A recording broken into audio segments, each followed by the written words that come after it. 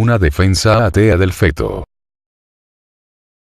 Ayn Rand escribió: una definición apropiada, filosóficamente válida, de hombre como animal racional, no permitiría que nadie le atribuyera la condición de persona a unas pocas células humanas. Estuve revisando un post de Miguel Roldán sobre el aborto. La posición de Roldán, en mis propias palabras, es algo así. Abortar un feto no es un asesinato, porque es como abortar una uña, o deshacerse de la vesícula. La uña no tiene derechos. Un tejido no tiene derechos. Tu vesícula biliar no tiene derechos.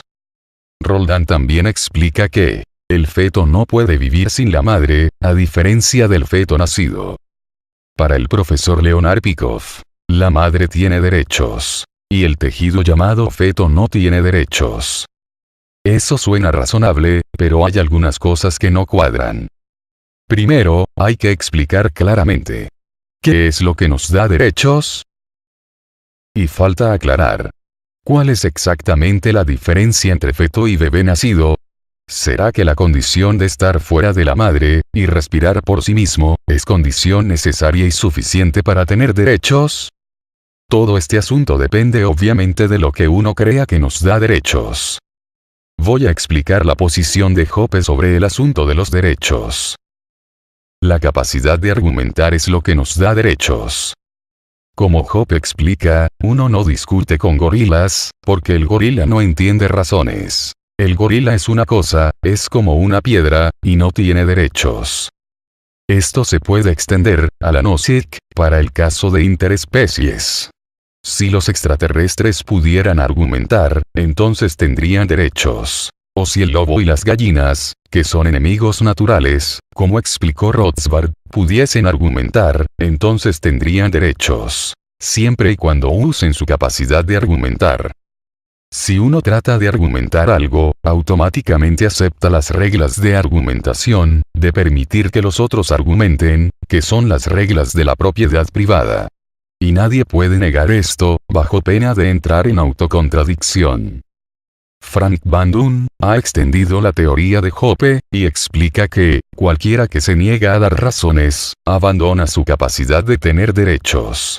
Así, un delincuente que se niega a dar razones, se convierte legalmente en un gorila, y hay que meterlo preso como el gorila. El delincuente simplemente abandona la ley de la razón. Pero eso no acaba allí. Un ser racional tiene que esperar razonablemente una argumentación de la otra parte antes de hacer justicia. Hay cientos de ejemplos que pueden demostrar esto.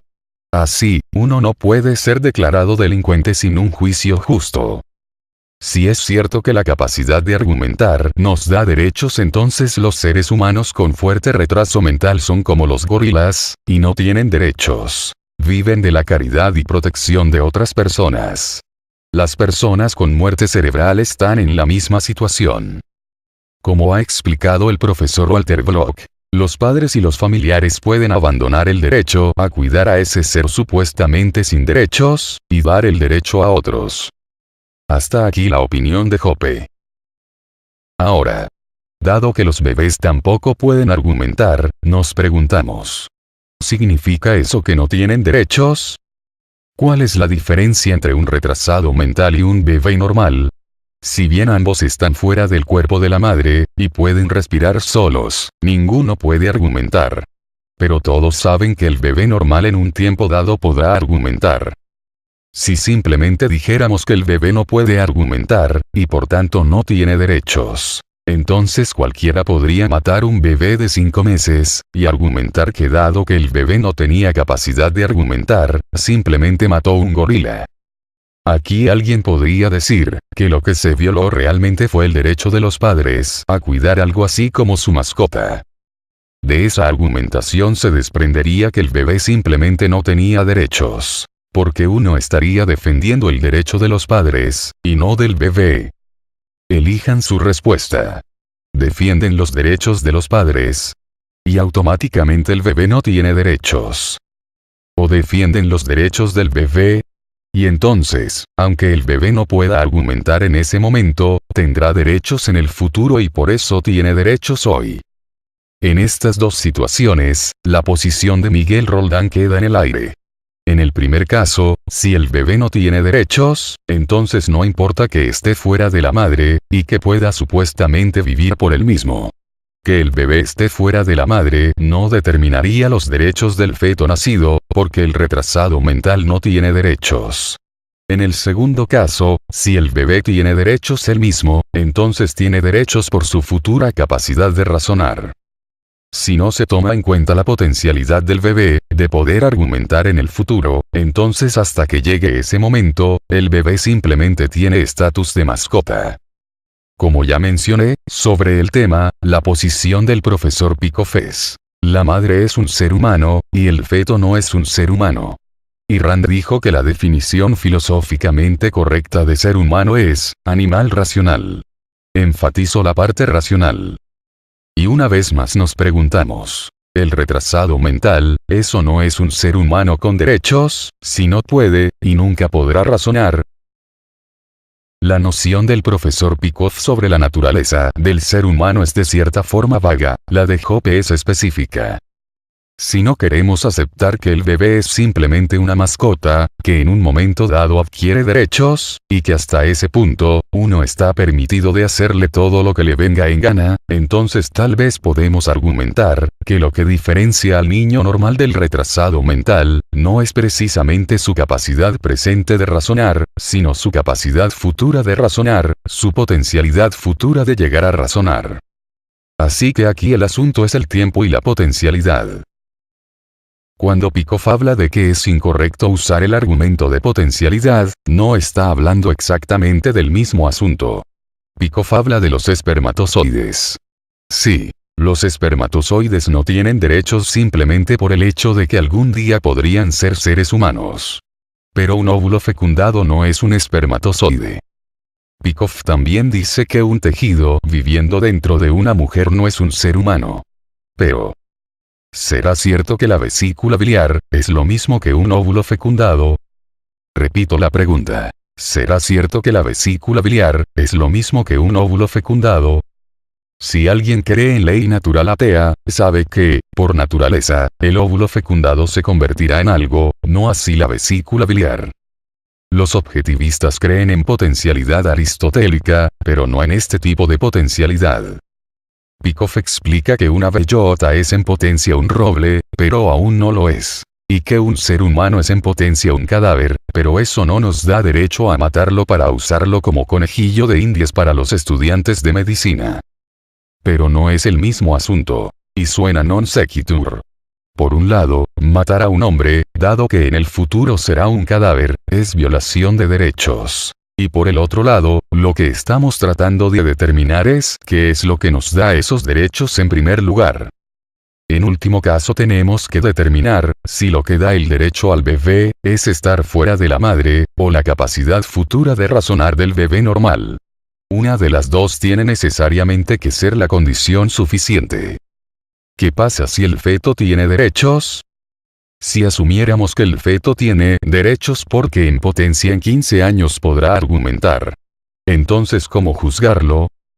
Como un violador de derechos. Sí. Como un invitado no deseado en el avión de uno.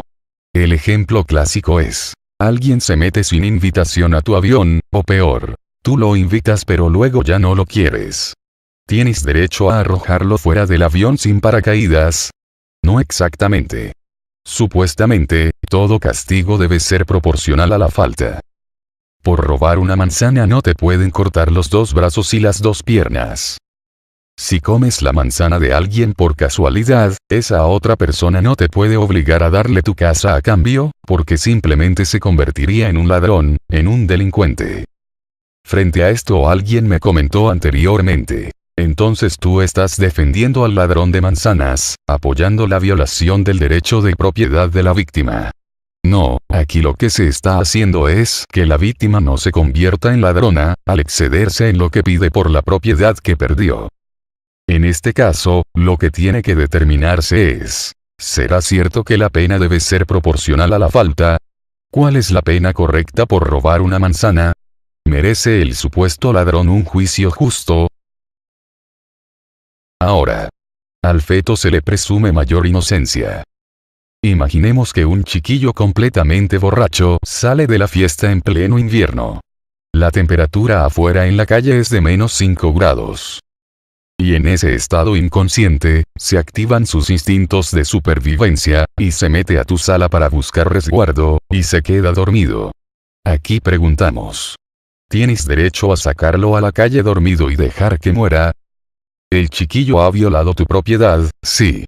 Pero una vez más aquí entra el principio de proporcionalidad del castigo.